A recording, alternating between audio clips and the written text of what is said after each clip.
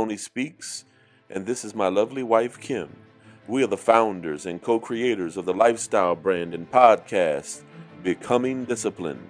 Every week we meet, learn from, and share best practices with highly disciplined men and women from a variety of fields and endeavors. Follow us on our journey. Lisa Woodruff is the Purpose Strategist. She has served as a marketing and proposal guru, a global ethics advisor, and now a leadership strategist. Lisa has been uncovering purpose with each step of her journey. Lisa is delivering talent solutions for professionals and organizations while challenging traditional career narratives and outdated processes. But for this moment in time, Lisa Woodruff is becoming disciplined. Today on Becoming Disciplined, we interview the Purpose Strategist, Miss Lisa. How are you doing today, Miss Lisa? I'm wonderful and blessed. How are you? Oh, wonderful, wonderful, wonderful. Now, before we get you started and before we go and introduce you to our audience, we always believe in starting off with context. Context is king, or in this case, queen. I think it's good for my audience to be aware of your origin story. Can you tell us where you were raised, Miss Lisa, and tell us about your family and tell us about where you grew up? Absolutely. I was born just outside of Bowling Green, Virginia, within Caroline County. I grew up there, and my really most of all of my family is still there.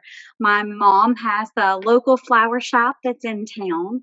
Um, my dad, my dad retired from the government over at Dahlgren. I tell you all those little details because there's so much about it that I embrace from them that I have learned and picked up along the way. My brother, he's in Tappahannock now, but lived on the family farm. Both sides of my family had farm origins in Caroline County. So that was really significant because I was the first to go to college, really in my family. Oh, wow, that's big. Is there anyone in your childhood that inspired your level of discipline? Mm. Oh gosh, there definitely were several, but I would have to say that for many that knew me in the community and knew me growing up, I had a love and a passion for music, and especially in the church. So I must really accredit those music teachers that really taught me the technique and timing and performance and really that stage presence and how to be on when you need to be, and yet how to really embrace the emotion and the feeling and the message and the story that you're trying to convey. So there definitely was Denise Wilkinson. There were several of Dr. William Blake. He was the minister at Antioch Christian Church, where my membership still is placed at today. A little teeny tiny church on Main Street in Bowling Green. And he actually, Dr. Blake, was the professor of theology and history at VCU. And he was really the dean there for a period of time. And I don't think I've ever had such lessons of discipline to see him walk through, not only giving the message, but really what's the commentary around the message, the time, the place, the people, and how to really bring to life and relational content to people. He was such a mark on my life to this Mm. day. Wow, that's amazing. I thought I knew all of the churches on Main Street, and I've missed that one. So, oh, okay, okay, all right. Well, you're gonna make me jump in the car and drive on down to Main Street. What instruments did you play, and what were your particular musical gifts? Absolutely. I started lessons at 4 years old with Mrs. Fortune in her basement. And Mm. she was a discipline guru. She had this little piece of plastic, and if you missed a note, she would tap your fingers. But she had this incredible way to make sure that you were getting the parts of music that you needed to be foundational. Sure. And so I started very early as a child, and we had to memorize everything that we did in our annual recital. But we also had theory lessons as part of our music lessons. And we had these different theory tests that we had to do, before the recital each year. And she gave awards out for people who were accomplished or developed, or, who were really excelling in that area of music. So I would say I started initially in a very classical training. By the age of 12 or 13, um, her health was really declining, Miss Fortune was. And so I went to Miss Gravitt, and she really embraced this emotional piece in the church that I was really ready for, and how to convey that, and how to really grasp those stories. And what I'll tell you there is that I was a part of, I think, 2 or 3 different choirs from middle school to high school throughout Bowling Green and Caroline County. Lady Smith Baptist, Bowling Green Baptist, and Calvary Baptist. So I know I'm going with some Caroline County vernacular there, and Right, and all right, the right. places, but I would go to Wednesday night service, Thursday night, Sunday. I would do, if there were funerals, if there were different things that people would ask me to sing for. I even remember 2 summers volunteering at the nursing home in Bowling Green in music, to share that gift with people who needed that. And so my journey in that, it evolved and changed. So by the time I went to college at Campbell University, which was a Baptist college and is in North Carolina, I was so sure my path was going to be in music. And so, yet again, back into the classical. But then I got to learn about jazz and those harmonies. And I really had picked up the vocal piece more specifically. So, my minor is actually twofold, it's in vocal performance and piano performance. Mm, that is so good. That is so good. Now, just so we can give our ancestors and our local leaders their due, can you, the name of which misfortunes? Because there's a lot of fortunes in Caroline County. Do you remember her name, her first name? I do not, because we would never call her by her first name.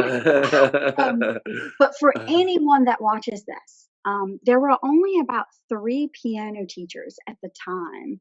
I'm going to say in the late 80s, 90s coming through. There were only about 3 teachers. So if you worked under Miss Fortune, you knew who Miss Fortune was, and Okay. she was a beautiful, talented woman. And Okay. like I said, her theory just, I was ready for so much because of that discipline and that foundation. That is awesome. That is awesome. And then Miss Gravitt, do you remember her first name? Sherry was her first name. Sherry. Okay, you were a little hmm older then, I so was a little older then. I was about that 12, 13 age. okay. Um, Absolutely. She moved away um, about the time that I graduated high school, I believe. So she left the area for a little bit. Okay. Well, both names are really big in our county, so Yes, they are. both names are very substantial in our county. Now, since we're time traveling, let's time travel one more time, and let's time travel to you at age 15. If you could whisper in that little girl's ear at age 15 years old, what would you tell Oh, my stars. her? um, Carry the confidence. I think in the path as you get older, there are people who don't maliciously, but sometimes unintentionally, tend to beat up your path, whether that's career or that's in life, or you start to have those, what we look at, and sometimes what we title as mistakes. I believe it's all very intended, for that learning piece. But I would have to say, keep the confidence and stay close to the faith, particularly that um, I was brought in the church with. I think I was 6 weeks old, and my mother and my father immediately had me into church. And I know that as I went through my 20s, I didn't stay as committed. I didn't stay as, even in my 30s, I didn't stay as committed to my faith, that I think would have really been a different source throughout to deal with those life priorities as they come in.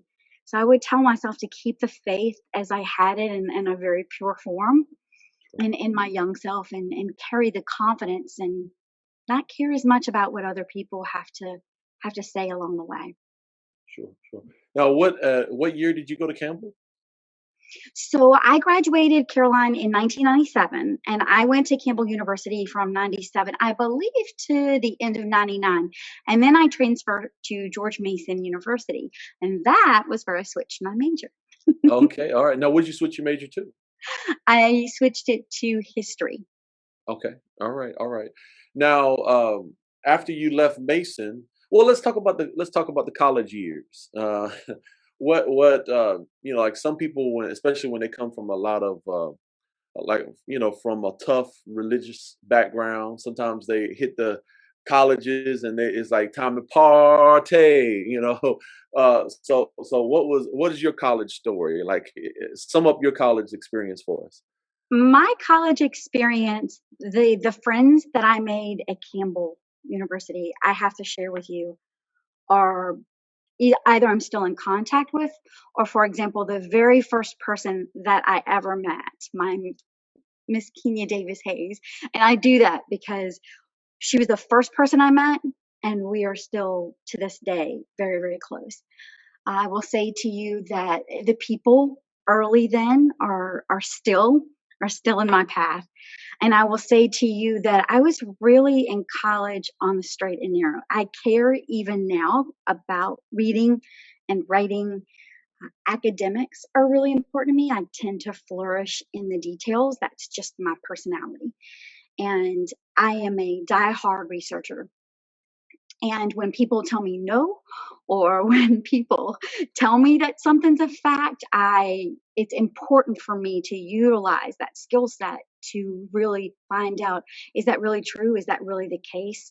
Is that just being said to be said? And so that history piece really pulled out that organization.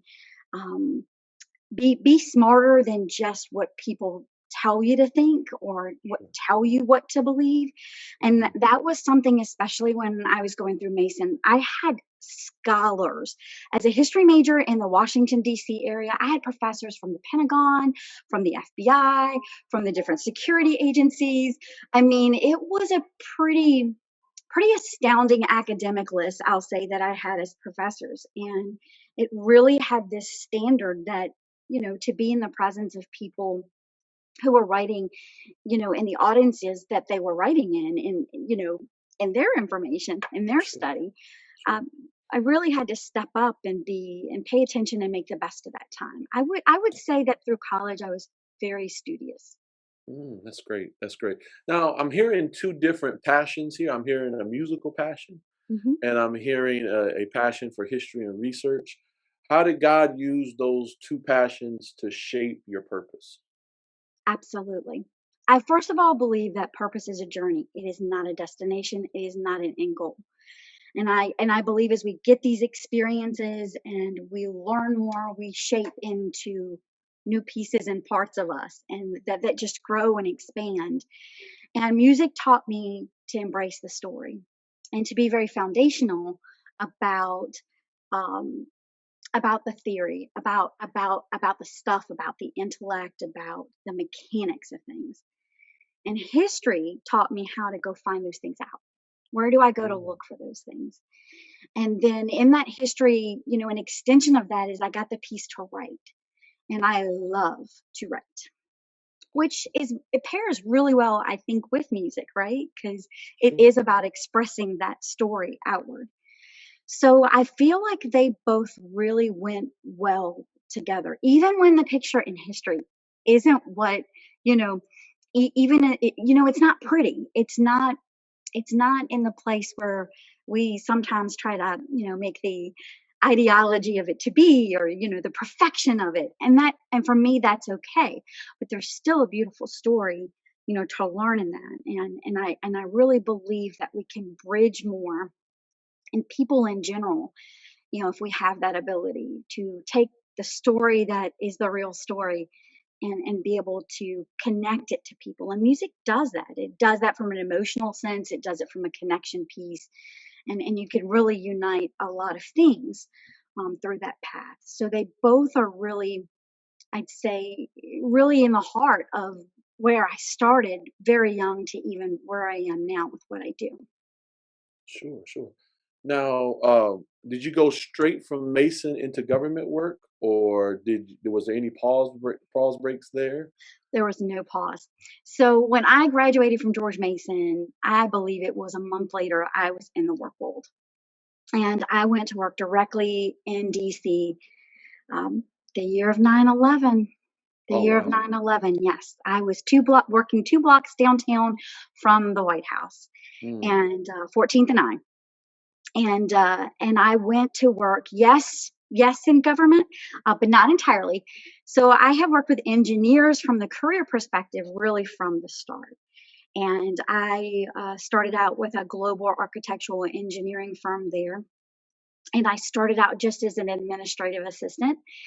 And there was a young professional, we came in the exact same week. And she was delivering a proposal and she missed her deadline. And I was sitting at the mm, front desk covering the reception for just an hour that afternoon for an appointment she had. And the VP had come into town from New York and had walked her to the elevator with her box of things. And he looked at me after she starts going down the elevator and he said, you seem pretty smart when I interview. Do you think you could get a proposal in on time? Do you think you could tell the story of what we do here? And I looked at him with probably way more confidence than I should have had. And I said, I can absolutely do that. right. So in a couple of months, I went from the administrative assistant to the marketing and proposal coordinator for the entire DC location for that particular company. Wow. Wow, that's huge. I've never heard that happen so quickly before. That's I pretty I have amazing. to tell you, that gentleman to this day, I still remember his name is VP.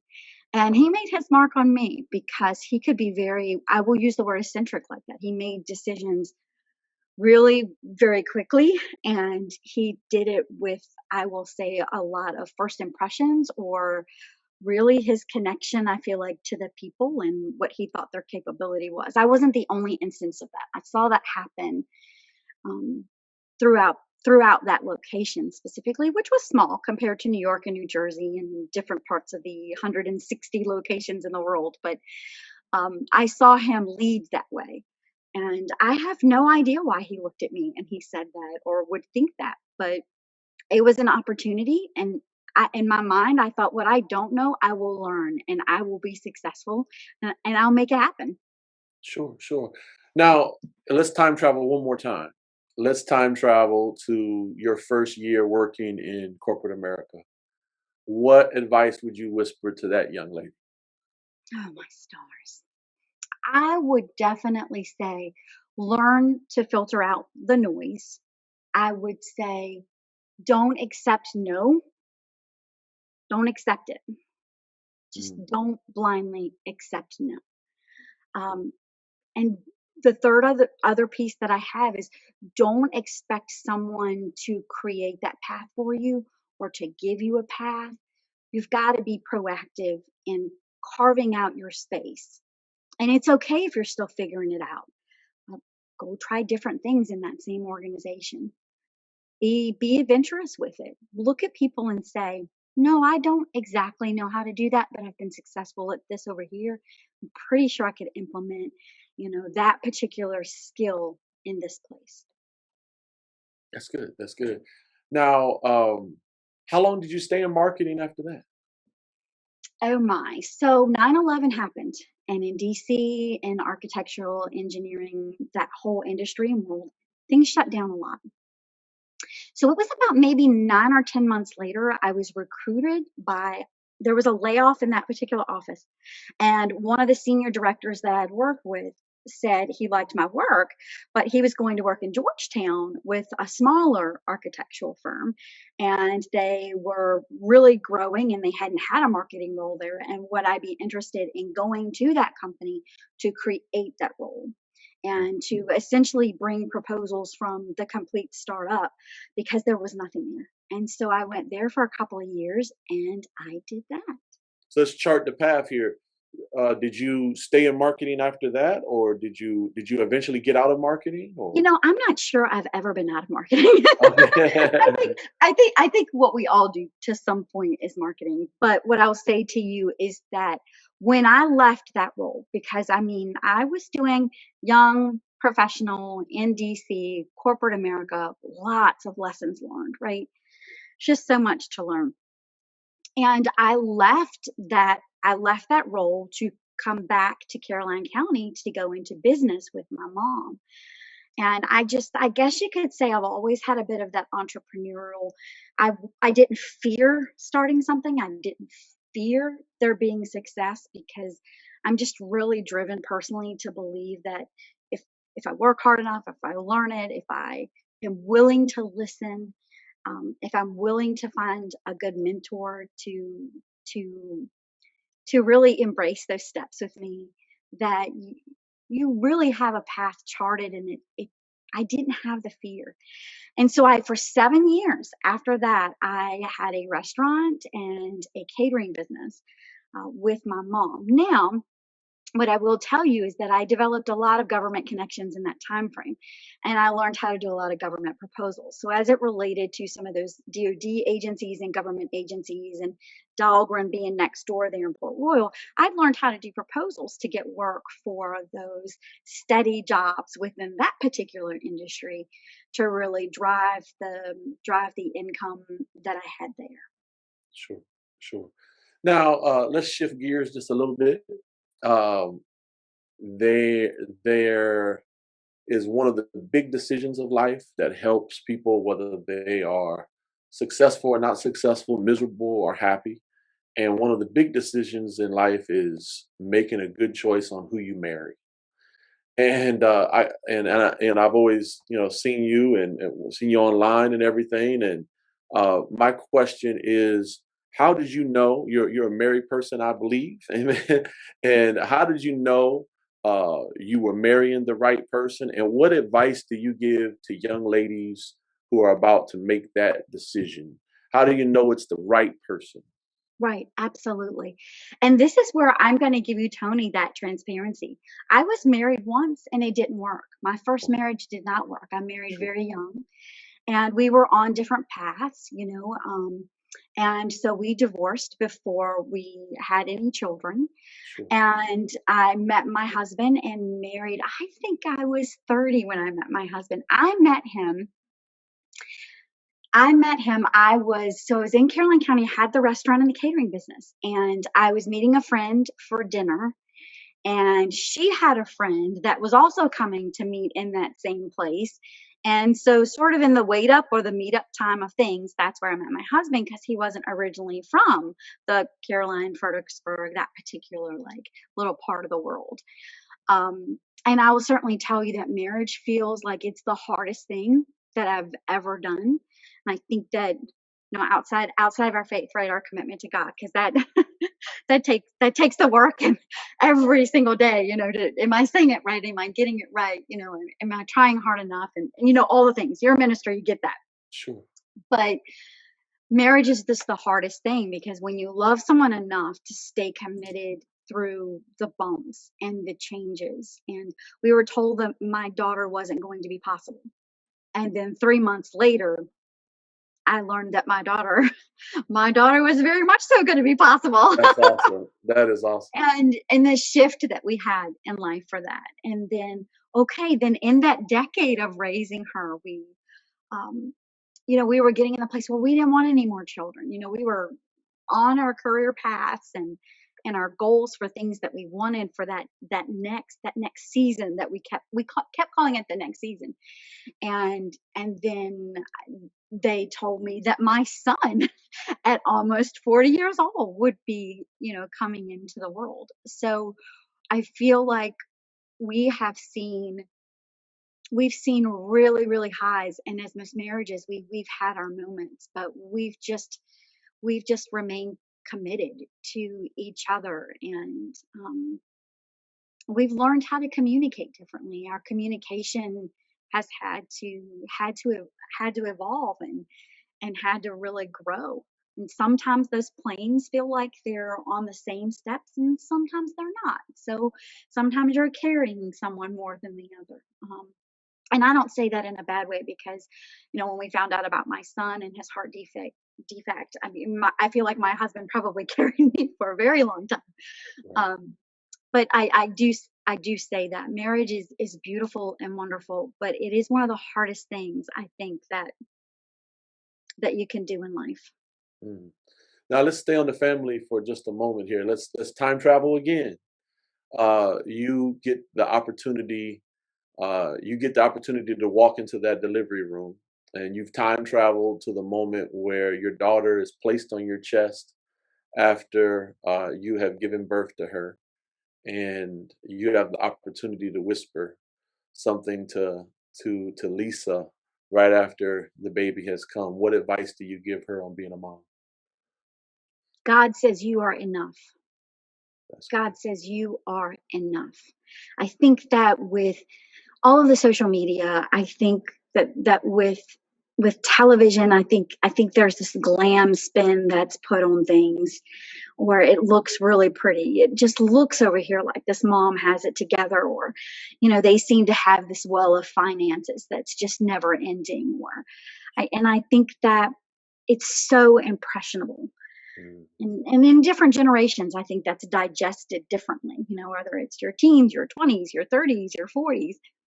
Um, but seeking perfection is it's such a fail, and it's a waste of time and energy. And I just want her to know that God says she's enough, just as who she is.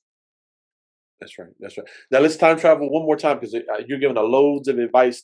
Matter of fact, you're the second couple I've known where their child had a heart defect. The other child actually had to have a heart transplant.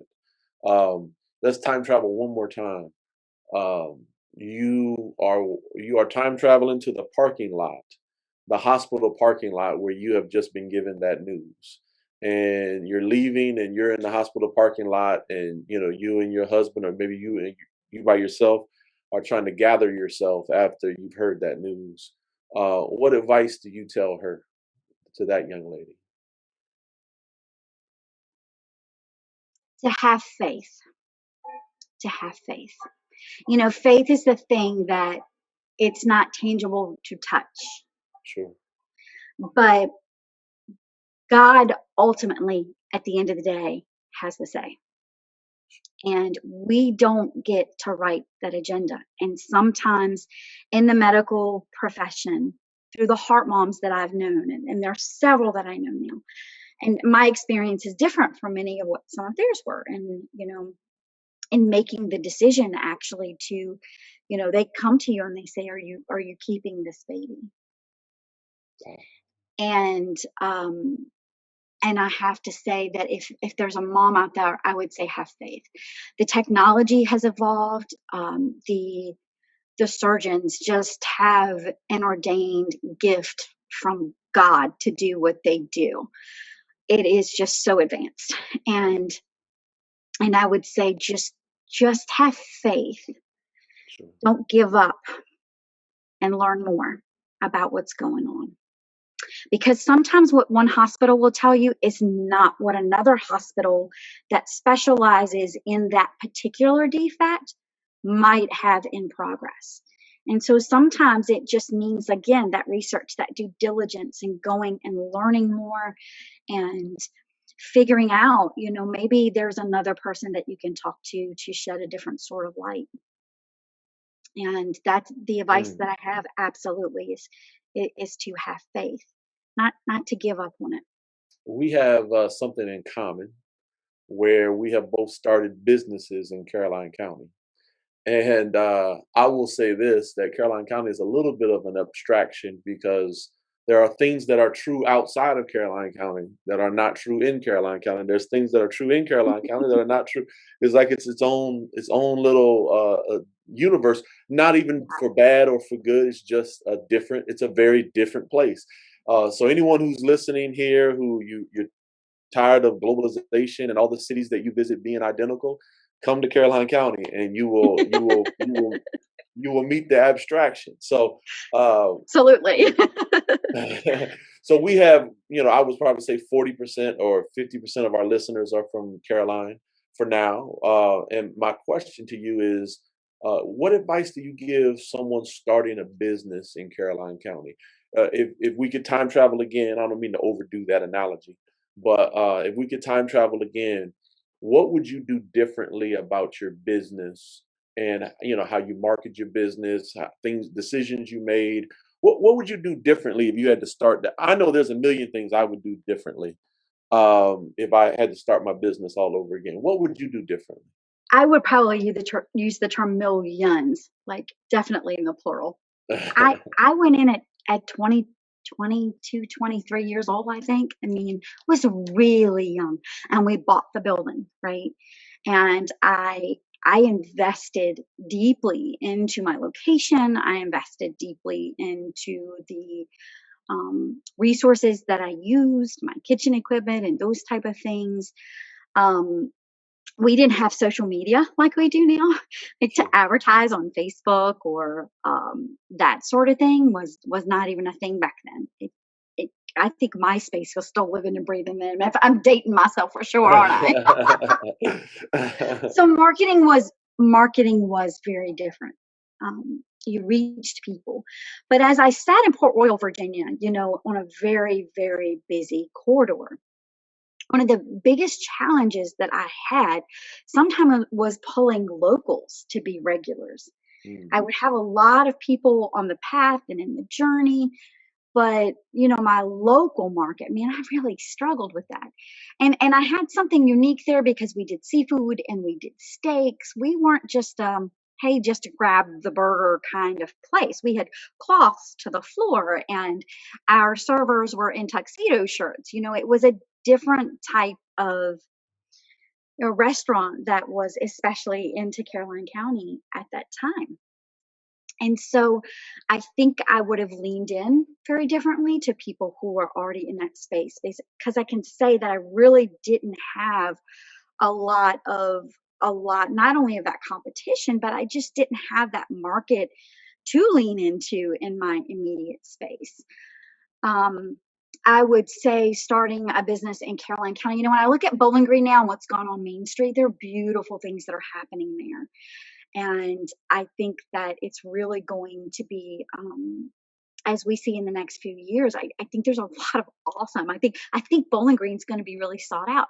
From what I see from Ladysmith, that's also really grown, but I've seen it grown from more of the commercial places have sort of, come to that area because bigger communities, right, have come to that location. And then I would tell someone is depending on what you're doing in Caroline County as a business, because brick and mortar, what we've learned from COVID though, right? It it isn't as much of a thing anymore.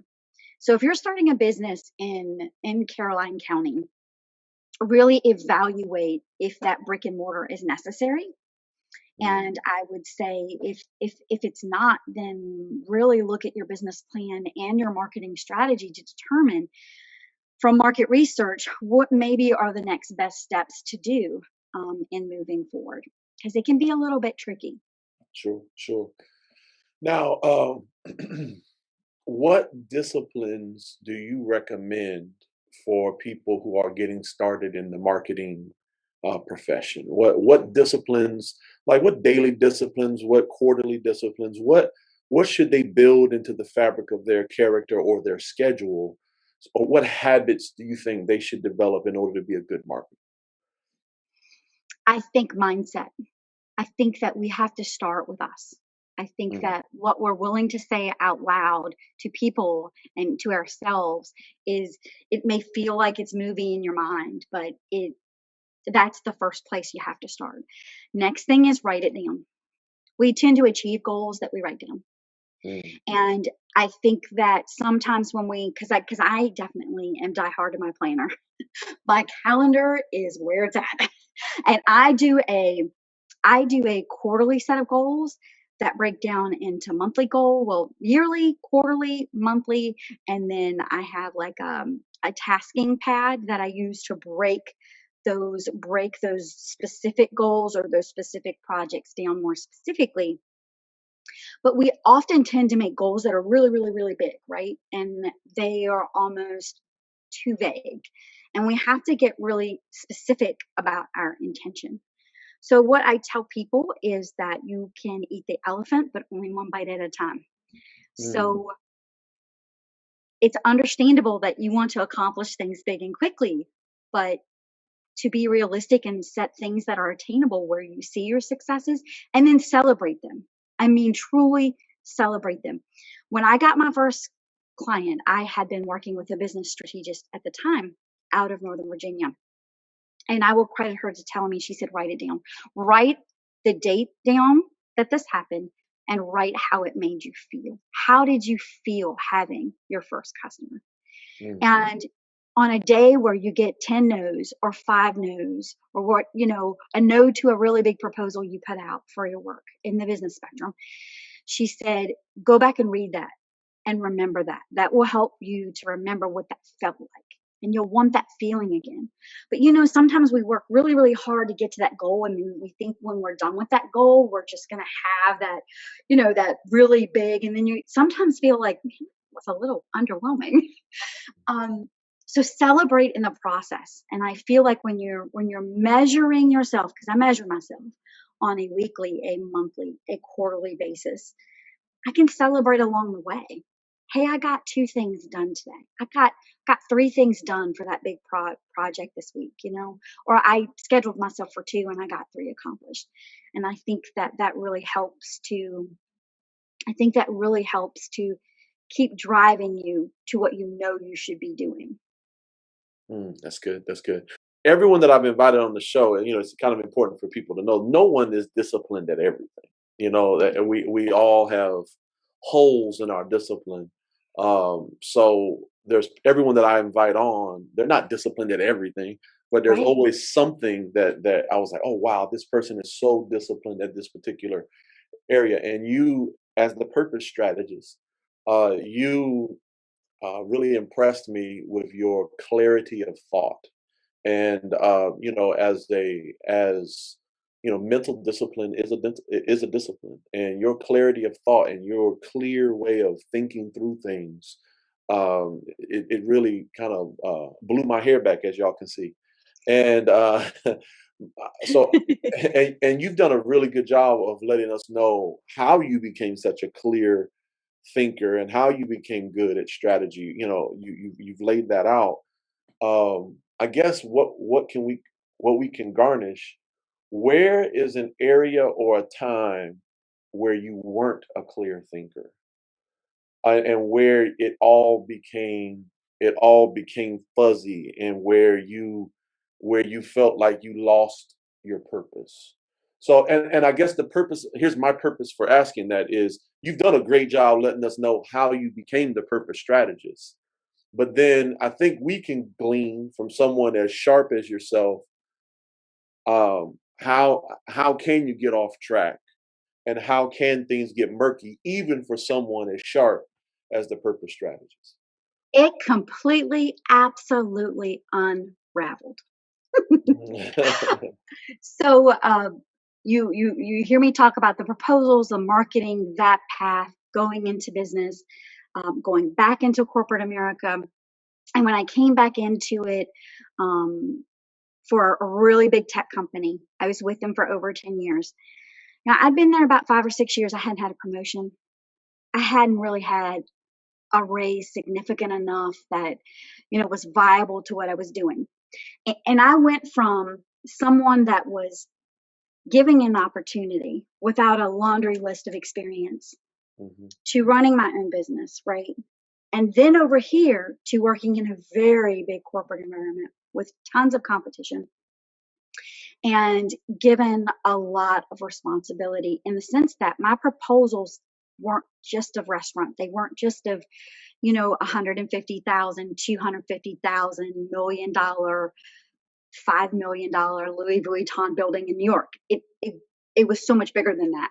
Um, you know, Proposals that were hundreds of millions of dollars, $1 billion proposal, working with 80 engineers, working with, you know, many different project managers. I mean, it was under extensive deadlines. Um, and pulling together people to get this one thing, this one output out. That might have been 3,000 pages. It might have been 18,000 pages that was delivering to the customer. And what I'll say to you is that it was like fight or flight all the time. Mm-hmm. It was constantly not taking time to rest. It was constantly not finding time to carve out for me in my Bible in the morning. It was letting people mold what my mindset was about myself instead of me being very clear and confident about what that was. And I came to this place, and I just remember looking at my co-working team, and I had the best in the world in that proposal group. Please understand that.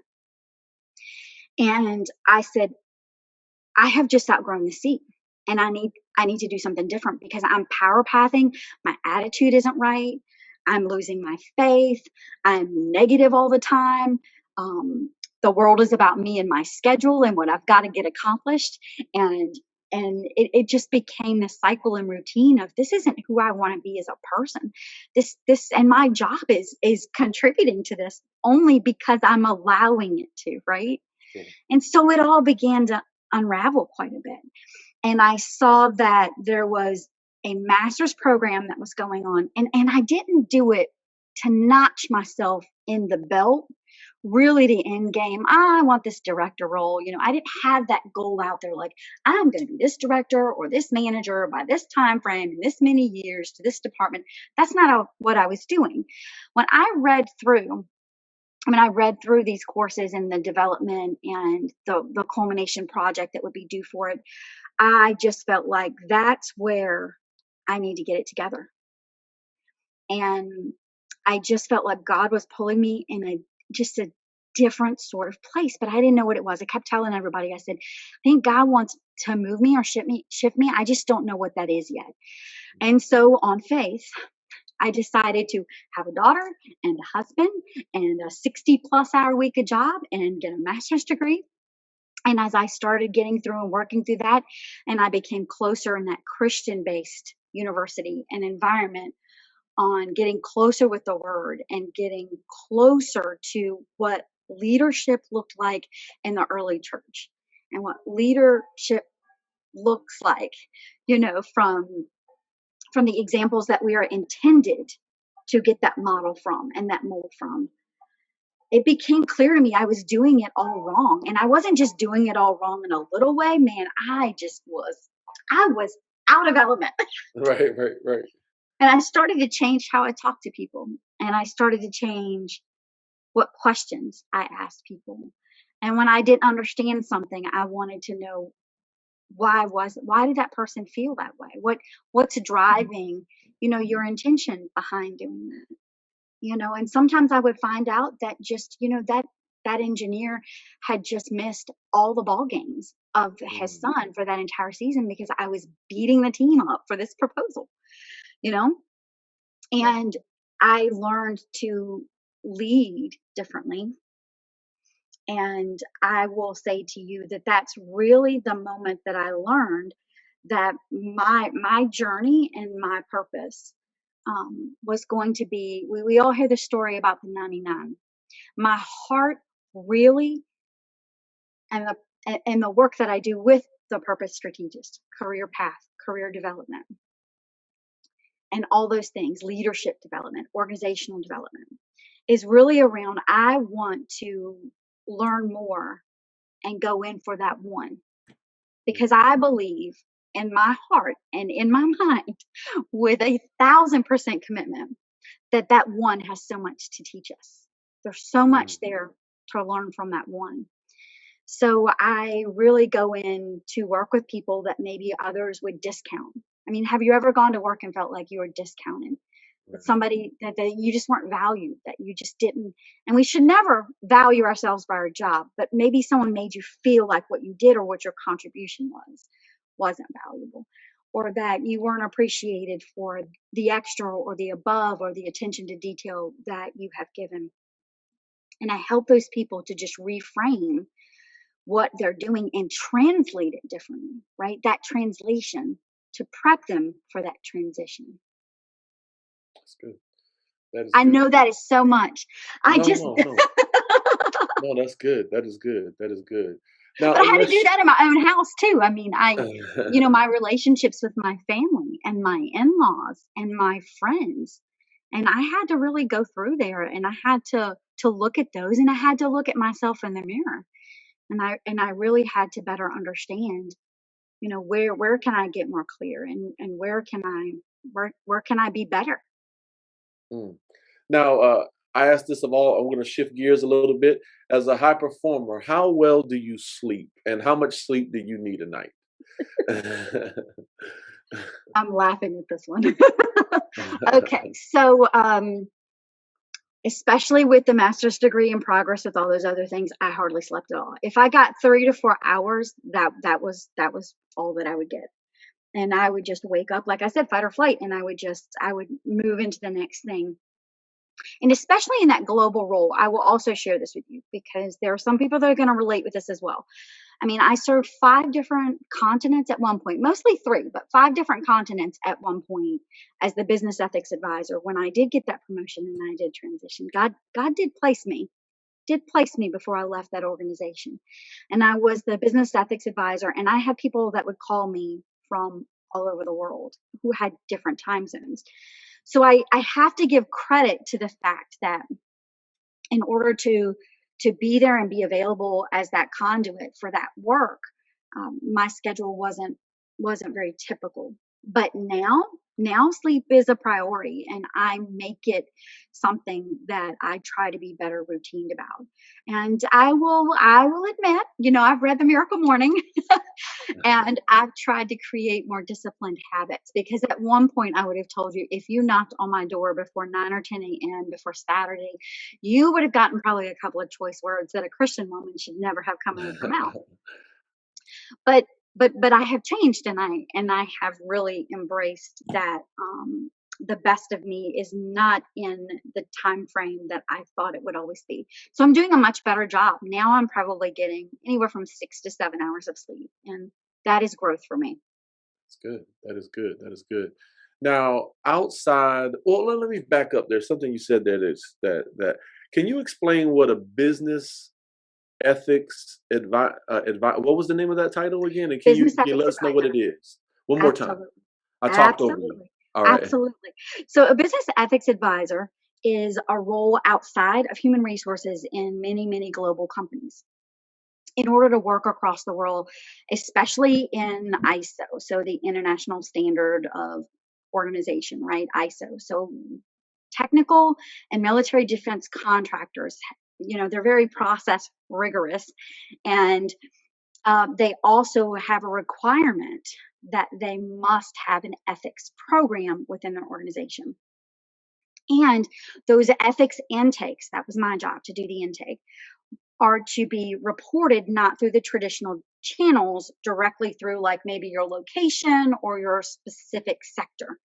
It really is to go more straight to the top to let leaders or senior leaders or corporate ethics groups understand what the real challenges, cultural undertones, um, trends are in the organizational workplace. So I was responsible for those intakes. I was also responsible for training all new hires that came into the organization as part of my sector. And I had really embraced with that. I really am passionate about global cultural conflict, how to navigate through there. And I felt like at that point in time, there wasn't a really good representation going on in ethics, necessarily not bad, but there wasn't as best as for a global company could be in the sector that I was in on some of the subjects around, ethic challenges. That I would maybe be seeing in a trend or that would happen around times of, when people are getting their biannual reviews or annual reviews or those sorts of things. So I engage with corporate very closely in the writing of those communications to really develop those subjects at a higher level in the organization. I was very passionate about that work. And I have to tell you, the business ethics advisors in your organization is probably the only piece of the pie you can go to, and that confidential word has to be embraced. Mm. Your manager is supposed to report it up. HR is supposed to spread it into a certain path. Ethics is supposed to keep confidentiality for the people or the person that feels like, they're in a situation where they've been wronged. Retaliation, sexual harassment, those sorts of subjects. Okay, now I get it. All right, so in government speak, it would be similar to our equal opportunity. We have something similar where we have the EO advisor and the. Okay, all right. So it's Mhm. similar roles. Okay, Absolutely. all right. Absolutely. Okay, Mhm. all right. Now, shifting a little bit again. I'm sorry, I'm shifting all over the place You're here, but fine. what book outside of the Bible has shaped you the most in life? Oh my gosh, I am such an avid reader. You're going to make me pick one.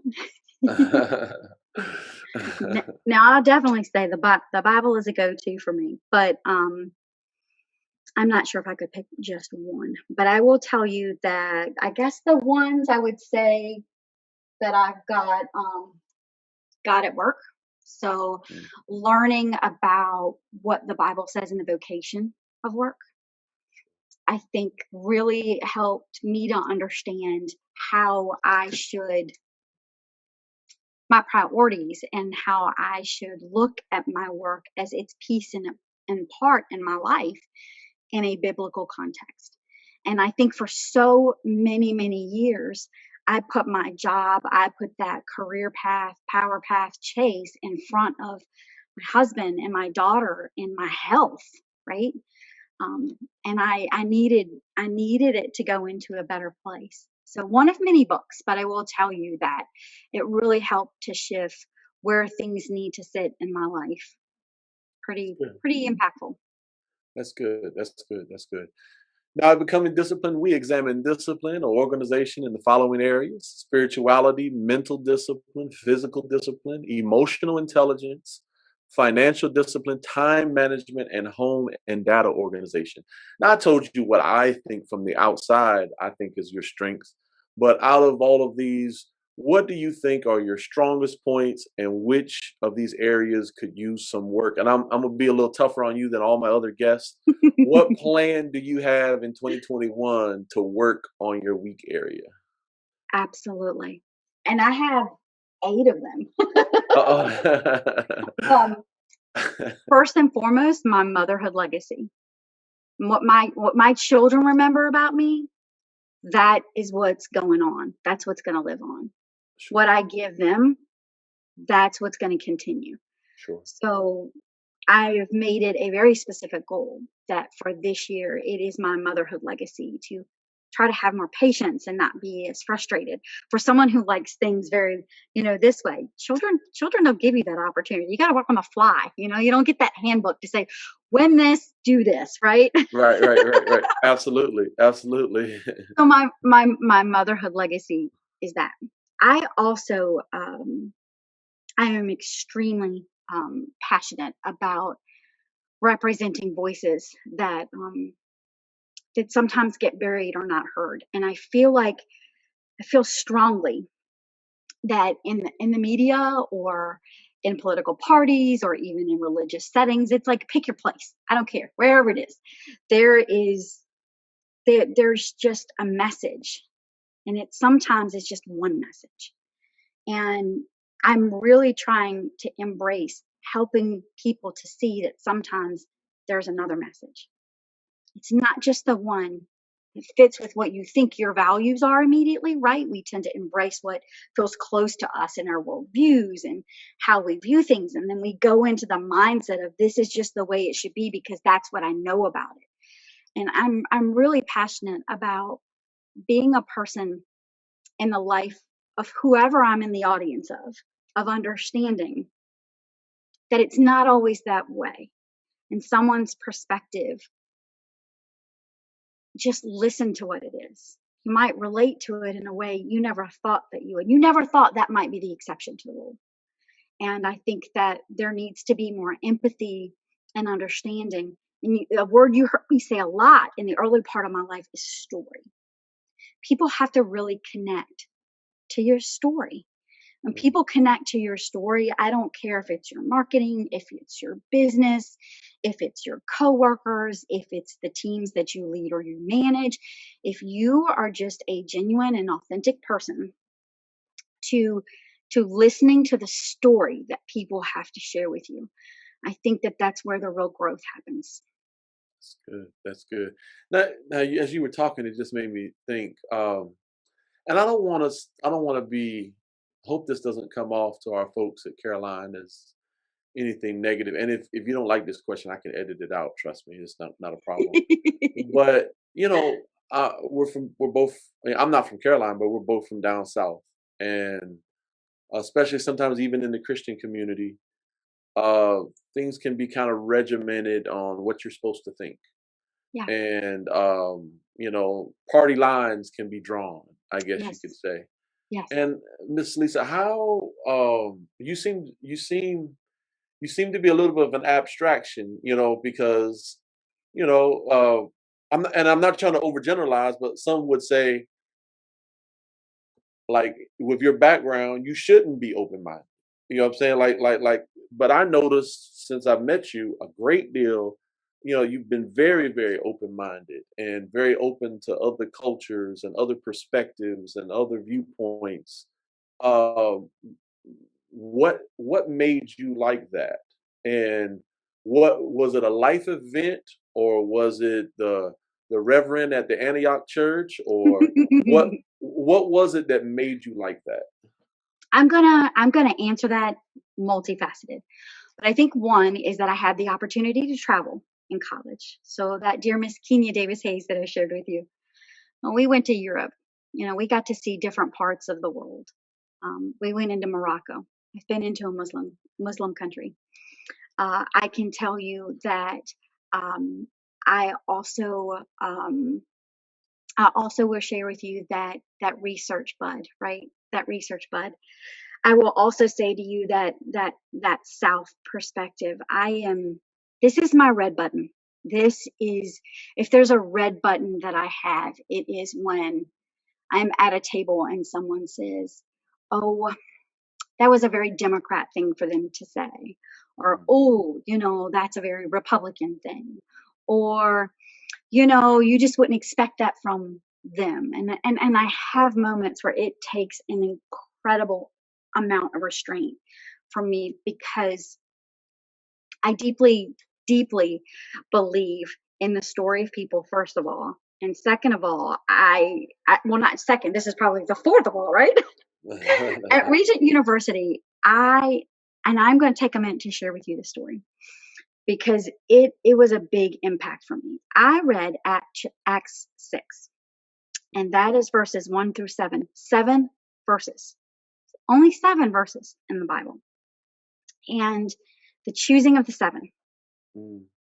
And this chapter in the Bible has shaped, I think, my entire global organizational leadership and communications master's degree, papers and culmination project, but it's been my feet in the world.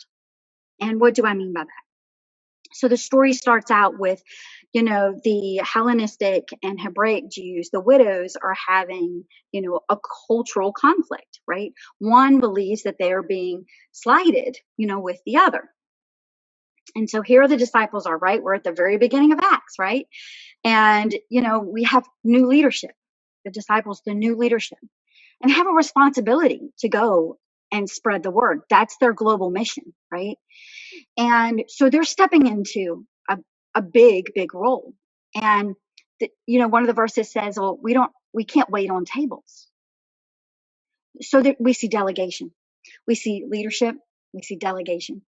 And so then the story continues that it says to find people of wisdom in spirit, 7. And as these people are chosen, who's chosen? Well, I went in to read the commentary about those names. Where they come from? Some of these people were converts. They were the ethnic representation of the people that felt slighted. Mm. So biblically, we are Mm. taught that if someone feels slighted or if they feel misrepresented, that we are to make that representation equal. And to take that a step further, in several pieces of the commentary that I've read, the Hebraic Jews actually had the dominant vote to decide on the seven, but they passed it. They passed the vote. To the other representation, they said, if you feel slighted, then we pass our vote to you. Wow. And so what happens here, right, is we see the disciples have given delegation, and they're going off to do the global mission to focus on what they need to focus on. They've set the standard of what they're looking for, and yet they've also implemented the behavior as Christians. When this happens in our world, what our response should actually be. And then at the very end of this, right, what do they say?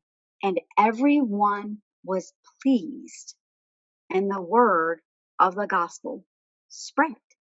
They said it spread. They said it initially spread to were the priests. So we have the religious folks, right? We got the religious folks. The people that have the I'm mark. plagiarizing from you, just so you know. Miss Lisa, I'm going to plagiarize from you. I'm going to give you credit at least the first sermon, all right? All right? I'm stealing from you. I'm sorry. I have studied the 7 verses in Acts 6, 1-7. I have studied this story. I have used it in probably 80 or 90% of my papers, and even in my final culmination project for my master's degree, because this is what it is supposed to look like. When we talk about organizational leadership, I think the last time I looked is there are over 1 million books on Amazon. The well is endless, right? And the opinions are endless. But go look at 7 verses in the Bible. You mean to tell me that where Christianity is in our world from then to now, and we've been able to spread across continents, and we've been able to spread across, the globe. And what we're talking about is that this is where it started, and this is how it started. So I have carried and embraced this with a lot. This one means a lot to me, because to me, this is what God is telling us to do. Amen. Amen. Amen. Amen. Now, wow, that's powerful. That's powerful. I'm probably gonna be calling people about that one. And don't get me wrong, I'm gonna credit you every time. Matter of fact, after I put my sermon together, I might send it to you, for you to touch it up a little bit. But goodness gracious, that's good. That is good. That is so good. So, Miss Lisa, you have done a wonderful job telling us of how you got here, of how the Purpose Strategist was born. Now, we would like to know more about the Purpose Strategist. We would like to know what services you provide, and we'd also like to know how we can find you. Absolutely. So the Purpose Strategist provides talent solutions for professionals and organizations that are challenging traditional career narratives and outdated processes. So I work twofold. I work with the professionals and I work with organizations. So from the organization side, many businesses, many entrepreneurs that are opening their business, they don't know what quite to put into those subjects or those things that they need to be putting and placing attention and creating that onboarding and that framework. And so I help them to design that based on their values and their missions. That's what I do from the business side. On the professional side, I help people who, sort of like I shared a little bit before, that person who doesn't feel like they, are getting the message that they're being valued, or that they are appreciated, or they've been underpaid and doing really a whole heck of a lot. And there are some people that are just at that gender disparity gap, and they got to close it. Or there are people that want to get that promotion and they really don't know what to do next. They feel like they've tried these 10 things. It's just not working. What do they do next? And so I help people, whether it's in the resume or the networking spectrum. I do help with the branding piece, but mostly there. I network with about 150 recruiters a week across 5 different industries. For me, I say that because I don't come to you with that experience that she was the senior, HR director of X corporation. No, no. The people that have the information are the people that are on the ground doing the work.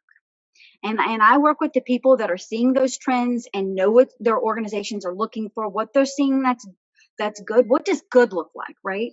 Mm-hmm. And then what are the challenges? And I help to take that information and pull it into the job market data. And I use that to help people get to the next place that they want to be. Okay. Now, before we close out, I have 2 housekeeping notes that we missed earlier in the podcast. What was just so that people can reminisce, and I know people will be wondering in the comments block in Caroline, what was the name of the restaurant that you all opened? I had the Tavern of Port Royal. The Tavern of Port Royal. Okay, all righty. And the second question is, just a comment. We began to talk about the revitalization of Bowling Green, and I don't know if you know her, but I just wanted to give a shout out to a person I personally hold accountable for the revitalization of Bowling Green. I want to give another marketer. I want to give some credit and some honor to Joelsa Jordan. I don't know if you've absolutely. Have you ever run into her? Yes, I have. And we actually, I just sent her a message a couple of days ago. I would agree with you. She brought a very renewed approach into the festivals, into the parades, into, and she was really deep. I mean, I know she's spoken, I believe, in front of like some national associations affiliate. I hope I'm not saying it wrong, to Chamber of Commerce. So absolutely, I would agree with you. She is a gem. So, I tell you what, Bowling Green better get it together, because she's going to be easily picked up from the career strategist point of view. That's right. Well, Miss Lisa, the Purpose Strategist, we can't thank you enough for coming on. You didn't have to do this. You didn't need to do this. We truly appreciate you. You have the last word. Our audience is typically people from 30 to 55 years old. I call them the Get Better Club. Do you have any closing thoughts for our audience? I definitely do. Don't settle for no. Don't settle for no. And always know that what you're doing right now, no matter what that is you're not stuck. You're not stuck. It's really about putting your foot out there and having the faith to know that change will bring wonders if you believe in yourself enough to move forward with that. And that purpose is not an end goal. Purpose is a journey. And what you do today, 18 months later, you may be doing something different. And as you saw in my background, it was so varied, right? It culminated so many different points. But I wouldn't trade a minute of that. I wouldn't trade a minute of that. And I didn't answer one piece of your last question. So you'll find me on Facebook at The Purpose Strategist. You will find me on LinkedIn at Lisa Woodruff, and that's WODRROOF, roof like on the top of the building. I'm on Clubhouse with the same, my name, Lisa Woodruff. And then I'm also on Instagram at _Purpose Strategist. You guys can find my information. I feel like I give away the kitchen and the kitchen sink. I don't harbor all of that information that I have. I am about sharing it, and I am about letting people know that there are people out there that are in their corner to help them with those transitions.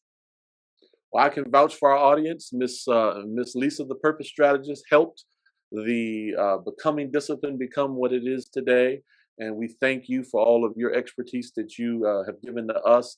And, I truly was blessed by the time that Lisa provided to us. So I strongly encourage you all. I'm going to have all of Lisa's contact information. And I'm hoping that all of you all will check her out. Thank you so much, Lisa. We just can't thank you enough. We appreciate you. And you are truly a gift, not just to Caroline County, but you're a gift to the world. Thank you. Well, this podcast is a gift, and getting the invitation to be here was a gift. So please know that is fully reciprocated. Thank you. We just want to thank the Purpose Strategist for coming on. I will personally vouch for her and tell you that she gave this podcast some incredible advice. We could not encourage you more to give her a call. She's the clearest thinker in the game. Please check her out.